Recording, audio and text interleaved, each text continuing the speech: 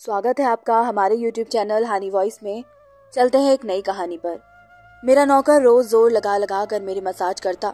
उसको पैसे पकड़ाती तो कहता, रहने दीजिए मालकिन, पैसे तो मैं रात को ले लूंगा। मैं कुछ समझ न पाती। जो वो मसाज करता मुझ पर बेहोशी छा जाती और मैं सुकून से गहरी नींद सो जाती। लेकिन एक रात मुझे नींद न आई। मेरे होश उड़ गए जब उस रात मसाज करते करते मैं बहुत खूबसूरत थी, इसलिए शादी से पहले रोज मेरे लिए रिश्ते आ जाते थे। मैं अपने माँ बाबा की एक ही बेटी थी, इसलिए मेरे बाबा चाहते थे कि मैं इंजीनियर बनकर उनका नाम रोशन करूं। मगर जब मेरे लिए इतने अच्छे रिश्ते आते थे तो मेरी माँ मुझे कहती थी कि पढ़ाई छोड़ दो ताकि मैं तुम्हारी शादी जल्द से जल्द कर दूं। मगर मैं अपनी माँ से कहती थी कि मैं तो इंजीनियर बनना चाहती हूँ। मगर ये सुनकर मेरी माँ को गुस्सा आ जाता था और वो कहती थी कि तुम अभी शादी कर लो, ये इंजीनियरिंग बाद में कर लेना। मगर मेरे बाबा नहीं मानते थे, इसलिए मेरी माँ एकदम एक बूढ़े बाबा के पास गई और उनसे कहा कि मैं अपनी बेटी की शादी करना चाहती हूँ। मगर इसके बाबा नहीं मान रहे। कोई ऐसा टोटका बताए जिससे इसके बाबा शादी के लिए फौरन राजी हो जाए। उस बूढ़े बाबा ने मेरी माँ से 10,000 रुपए लिए और ऐसा टोटका बताया कि मेरे बाबा मेरी शादी के लिए फौरन मान गए। ये रिश्ता मेरे बाबा के दोस्त ने अपने बेटे के लिए मांगा था और कहा कि आपकी बेटी शादी के बाद भी इंजीनियर बन सकती है। यह सुनकर मेरे बाबा ने शादी के लिए फौरन हाँ कह दी और मैं विदा होकर अपने ससुराल आ गई। मेरे ससुराल वाले बहुत ही अमीर थे, इसलिए मैं और मेरे पति अलग घर में रहते थे। मेरे पति अपने बाबा का बिजनेस संभालते थे, इसलिए वो सुबह से शाम तक बिजी रहते थे। मैं उनके घर गई तो ऐशो आराम देखकर मैं हैरान रह गई। मेरे पति ने मेरी सेवा के लिए कई नौकरानियां रखी हुई थी, मगर इसका एक नौकर धीरे धीरे मेरे करीब आने लगा। इस नौकर ने मुझसे कहा कि मैं यहाँ काफी सालों से काम कर रहा हूँ और आपके ससुराल वाले मुझे बिल्कुल घर का मेंबर समझते हैं। यह सुनकर मैंने भी इसे खास अहमियत देना शुरू कर दी। वो एक दिन मेरे कमरे में आ गया तो मैं अभी तक बिस्तर में सो रही थी। उसने मुझे थका थका देखा तो कहने लगा कि आप लेटे लेटे थक गई होंगी, अगर आपको बुरा ना लगे तो मैं आपके पैर दबा दूं। ये सुनकर मैं चौंक गई। मैं खूबसूरत थी, जवान थी, लेकिन मुझे मेरे पति के अलावा किसी आदमी ने नहीं छुआ था और ना ही मैंने किसी नौकर से कभी पैर दबवाए थे। इसलिए मैंने फौरन मना कर दिया, नहीं, मुझे अच्छा नहीं लगता कि कोई गैर आदमी मुझे छुए। ये सुनकर वो चुप हो गया और मेरे कमरे से चला गया। तभी मुझे एहसास हुआ कि मैंने इसकी बात का जवाब बहुत गुस्से से दिया था। शायद वो पहले भी मेरे ससुराल वालों के ऐसे काम करता हो, मगर मैंने साफ मना करके इसका दिल तोड़ दिया था। दरअसल मैं बहुत ही नाजुक मिजाज की थी और बहुत ही अच्छे दिल की भी थी, इसलिए मुझे बाद में अफसोस होने लगा। मैं इसके बारे में सोचने लगी कि नौकर तो काफी जवान और खूबसूरत है, मुझे इससे पैर नहीं दबाने चाहिए थे। शायद मेरे पति को ये बात अच्छी ना लगे। अगले दिन भी ऐसा हुआ, नौकर ने यही बात मुझे दोबारा दोहराई। मैं इस दिन बहुत थकी हुई थी, इसलिए मैंने अपने पैर बिस्तर से नीचे कर लिए और उससे कहा कि तुम मेरे पैर दबा दो। यह सुनकर वो खुश हो गया और उसने मेरे पैर दबाने शुरू कर दिए। वो इतने हल्के हल्के पैर दबा रहा था कि मुझे फिर से नींद आने लगी। ये देख कर वो नौकर कहने लगा, मालकिन आपको नींद आ रही है, आप बिस्तर पर लेट जाए, मैं आपके पैर दबाता रहूंगा। मैं ऐसी बेहोशी में थी, इसलिए फौरन बिस्तर पर लेट गई। वो नौकर बिस्तर पर आ गया और मेरे पैर दबाने लगा। इसके बाद मुझे होश नहीं रहा और मैं सो गई। मुझे नहीं पता था कि मैं इतने घंटे सोई। मेरी आंख खुली तो मैंने देखा था कि वह नौकर अभी तक मेरे पैर दबा रहा था। ये देखकर मुझे इस पर तरस आ गया और मैंने हाथ बढ़ाकर अपने पर्स को खोला और कुछ नोट निकाले और नौकर के हाथ में रख दिए। ये देखकर वो शर्माने लगा। मालकिन, आप मुझे पैसे देकर शर्मिंदा कर रही है, मेरी सैलरी अच्छी खासी है, मुझे इन पैसों की जरूरत नहीं है। यह सुनकर मैंने उससे कहा, ये पैसे तुम्हारी मेहनत की कमाई है। यह सुनकर इस नौकर ने मुझे वो पैसे ले लिए और मेरे कमरे से निकल गया। मेरा पति रात को देर से आता था, इसलिए मैंने शाम को फिर इस नौकर को अपने कमरे में बुलाया और उससे कहा कि तुम्हारी मालिश से मुझे बहुत अच्छी नींद आती है, इसलिए जब तक मेरा पति घर नहीं आ जाता तब तक तुम मेरे कमरे में ही रहना।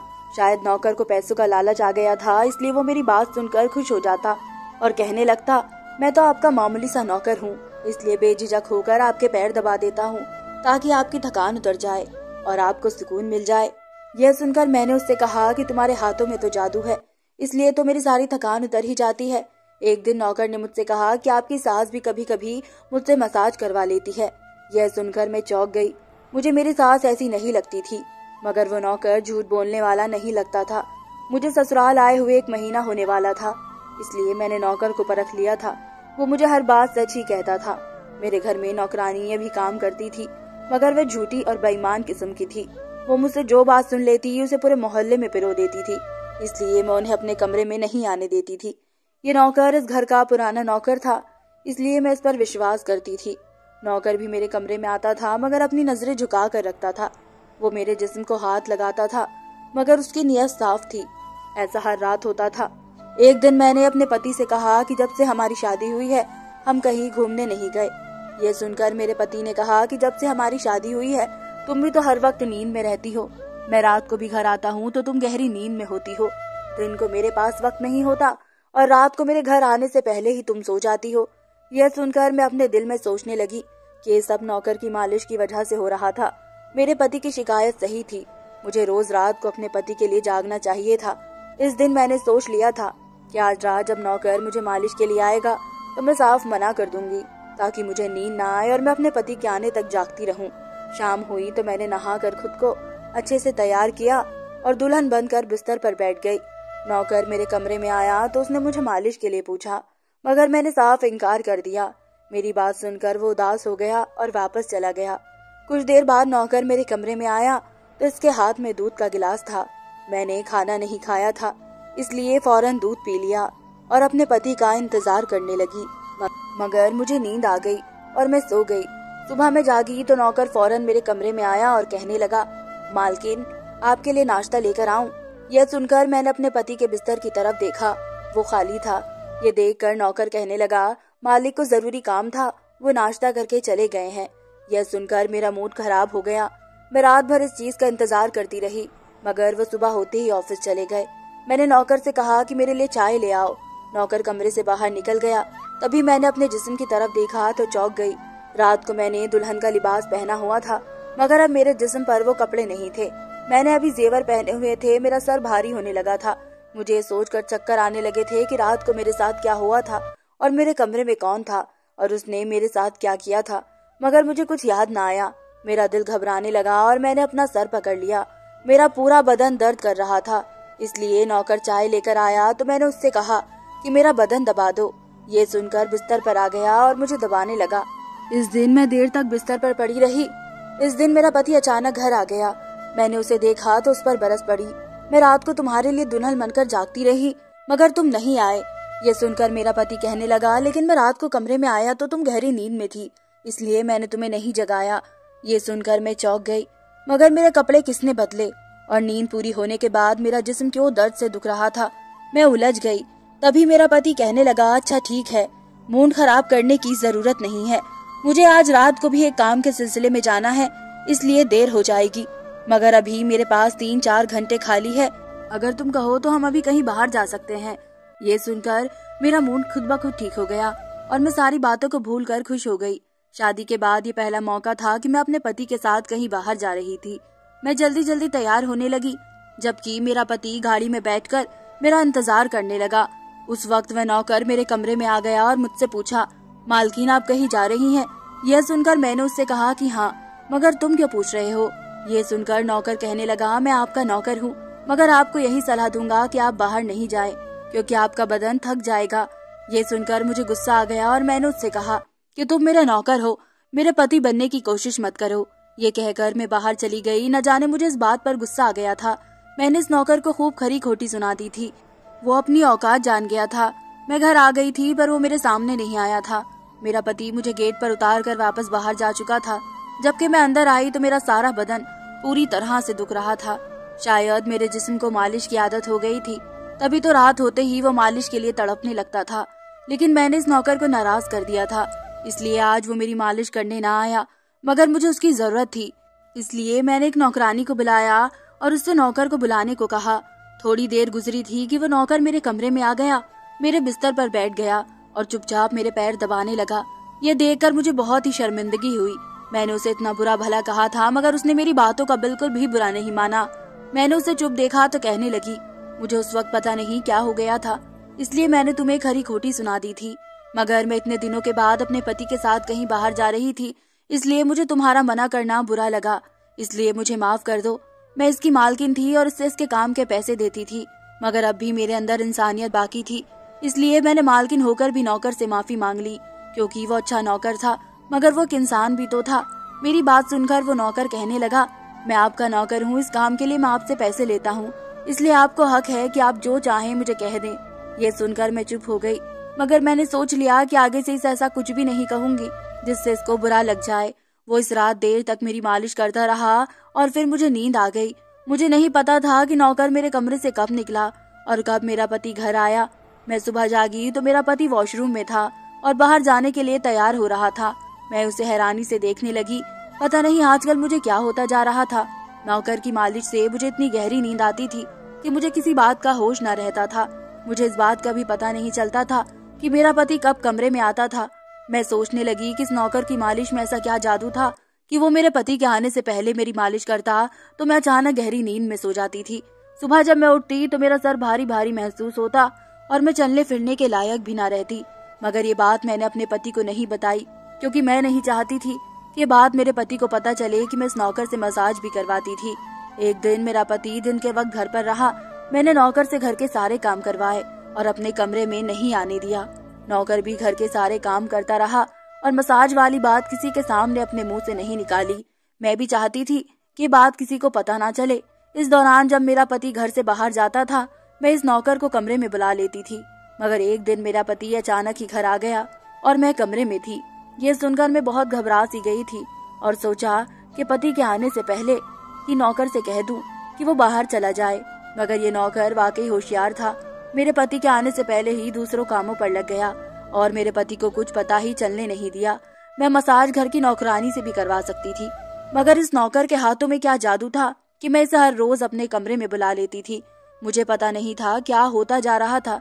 जिस रात मैं नौकर से मसाज नहीं करवाती थी, उस रात मेरे पूरे जिस्म में दर्द हो जाता था। सुबह मैं जागती थी तो मेरा सर भारी हो जाता था और मुझे थकान हो जाती थी। एक रात मैंने नौकर से मालिश करवाई और गहरी नींद सो गई। सुबह मेरी आंख खुली तो फिर से मेरे कपड़े बदले हुए थे। ये क्या था? ऐसा कौन करता था? मेरा पति मेरे साथ ऐसा कर रहा था या कोई और? मैं सोच सोच कर परेशान थी। मैं शीशे के सामने अपने आप को देखकर चौंक सी जाती थी। मेरे पूरे बदन पर लाल निशान पड़े रहते थे। ये कैसे निशान थे जो मेरे जिस्म पर थे? मैं अपने बदन पर हाथ फेरने लगी। मैं जैसे निशानों को मिटाना चाहती थी, मगर ऐसा ना होता। अगले दिन फिर मैंने अपने बदन को देखा तो ये निशान खत्म होने के बजाय और फैलते जाते थे। मैं घबरा गई। तभी मेरे कमरे में नौकर आ गया और उसने मुझे मालिश का कहा। मैं इससे निशान छुपाना चाहती थी, इसलिए उसे कहा कि आज तुम सिर्फ मेरे पैर दबा दो। उसने मुझसे कुछ नहीं पूछा, मगर मैं अंदर ही अंदर डर रही थी। किसी दिन मेरे पति ने ये निशान देख लिए तो मैं उसे क्या जवाब दूंगी। मैं ये सोच सोच कर थक चुकी थी, इसलिए मैंने तकिए पर सर रख दिया और नौकर मेरा मसाज करने लगा।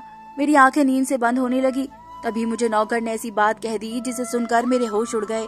उसने मुझसे कहा, मालकिन आप मुझे बहुत अच्छी लगती हैं। मेरी आंखें नींद में थी। मुझे उसकी बात भी कुछ समझ नहीं आई और फिर मैं गहरी नींद सो गई। सुबह मेरी आंखें खुली तो मेरा पति अभी बिस्तर में लेटा ही हुआ था। मेरा सर भारी हो रहा था और बदन दर्द से टूट रहा था, मगर इसके बावजूद मैं अपने पति के करीब आई और उसे धीरे से उन निशानों के बारे में बता दिया। मैंने सोचा कि निशान बढ़ रहे थे, इसलिए मुझे ये बात अपने पति को बता देनी चाहिए। ये सुनकर मेरे पति ने मेरे बदन से कपड़ा हटाया तो वो उछल पड़ा। वो मुझसे दूर हो गया और कहने लगा, तुमने मुझे धोखा दिया है, बेवफाई की है और तुम्हें इसकी सजा मिलनी चाहिए। ये कोई बीमारी नहीं है, बल्कि तुम्हारा पाप है। मुझ में क्या कमी थी जो तुमने दूसरा आदमी तलाश कर लिया? मैं काम में बिजी था, मर तो नहीं गया था कि तुमने एक और चक्कर चला लिया। ये सुनकर मैं हैरान रह गई थी। मैंने उससे कहा कि आप कैसी बातें कर रहे हैं, मैं बेकसूर हूँ। अगर मैं ऐसी होती तो मैं आपको निशानों के बारे में कभी भी ना बताती।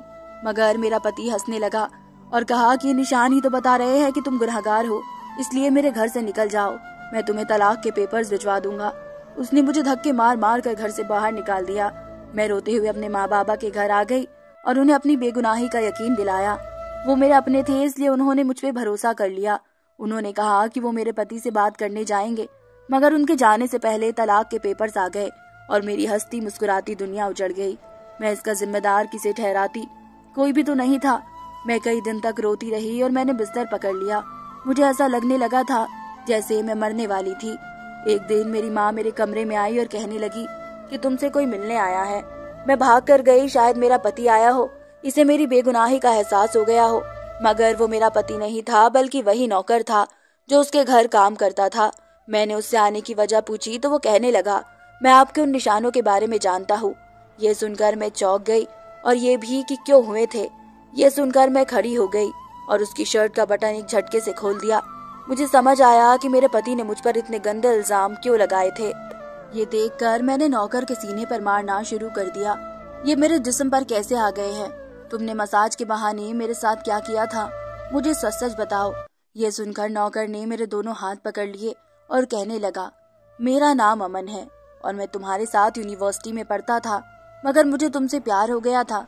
मैं भी इंजीनियर बनना चाहता था और मैंने सोचा था कि जब हम दोनों इंजीनियर बन जाएंगे तो मैं तुम्हारे बाबा से तुम्हारा हाथ मांग लूंगा। मगर एक दिन तुम्हारी सहेली से मुझे मालूम हुआ कि तुम्हारी माँ तुम्हारी शादी जल्दी करवाना चाहती है, इसलिए मैंने डर कर तुम्हारे घर रिश्ता भेज दिया। मगर तुम्हारे बाबा ने इनकार कर दिया और कहा कि मैं अपनी बेटी की शादी तब करूंगा जब वो इंजीनियर बन जाएगी। इसलिए मैं सुकून से होकर अपनी पढ़ाई करने लगा। मुझे एक हफ्ते के लिए अपने कजिन की शादी के लिए शहर से बाहर जाना पड़ा। तभी तुम्हारी शादी हो गई। वो ये सब मुझसे कह रहा था और मैं बेयकीनी से इसे देख रही थी। मैं वापस आया तो मेरी मोहब्बत किसी और की दुल्हन बन चुकी थी और मैं तुम्हारे प्यार और दीवानगी में तुम्हारे ही घर का नौकर बन गया था कि मैं तुम्हारे पास रह सकूं। मैं तुम्हारे पास जाना चाहता था, इसलिए मसाज के बहाने तुम्हारे कमरे में आ जाता और रात को तुम्हारे दूध में बेहोशी की दवा बना देता था ताकि तुम सोती रहो और तुम्हारा पति तुम्हारे पास ना आ सके, क्योंकि तुम मेरी थी। मैं तुम्हें किसी और के पास नहीं देख सकता था। ये सुनकर मैं हक्का बक्का रह गई। क्या तुमने मेरे साथ कभी कुछ गलत किया है? यह सुनकर उसने मेरा हाथ अपने सर पर रख लिया और कहा, मैं तुमसे प्यार करता था, इसलिए तुम्हारी परमिशन के बगैर मैं तुम्हारे साथ कुछ नहीं करना चाहता था। यह सुनकर मैंने निशानों की तरफ इशारा किया जो हम दोनों के जिस्मों के ऊपर थे। ये सुनकर वो हंस दिया और कहा कि ये सिर्फ इन्फेक्शन है। मैं तुम्हारे दूध में एक और एलर्जी की दवाई मिलाता था। ये मैंने इसलिए किया ताकि तुम्हारे पति को हम दोनों पर शक हो जाए। ये कहकर उसने मुझसे माफी मांगी और मैंने पूरे 1 साल उसे सजा देने के बाद माफ कर दिया और फिर उसके साथ शादी कर ली। धन्यवाद दोस्तों।